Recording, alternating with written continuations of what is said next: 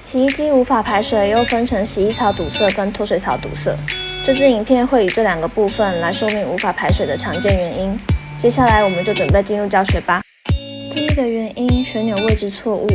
如果旋钮位置不对，会发生旋钮方向指向排水，但其实程序开关是设定在标准或是轻柔模式的状况。这时候我们依序转动轻柔、标准、排水来做测试。只要有其中一个程序旋钮转不过去，那就可以确定是旋钮位置放置错误。原因2，洗衣转盘脏物堆积。有时候转盘底下会堆积灰尘跟棉絮，导致排水不顺畅。这时候需要用十字螺丝把转盘拆下清洁，定期清理转盘，可以有效避免这种状况发生。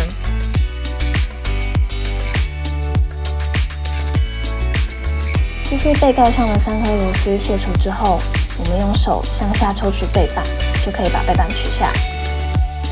背盖拆掉后，我们找到排水阀，将排水阀上盖逆时针旋转后，就可以取出里面的橡胶阀。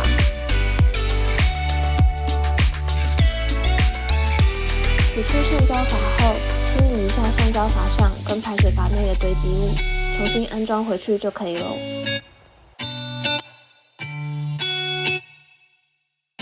如果不是脏污堆积造成的问题，就需要检查排水阀的状况是否有破损或是弹簧变形。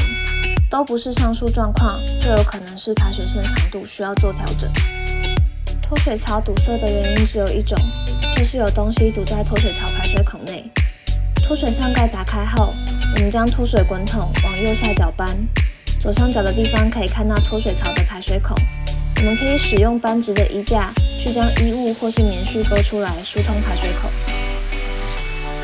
以上就是这次的脱水故障排除说明。如果有任何问题，也可拨打保固书上的客服电话询问哦。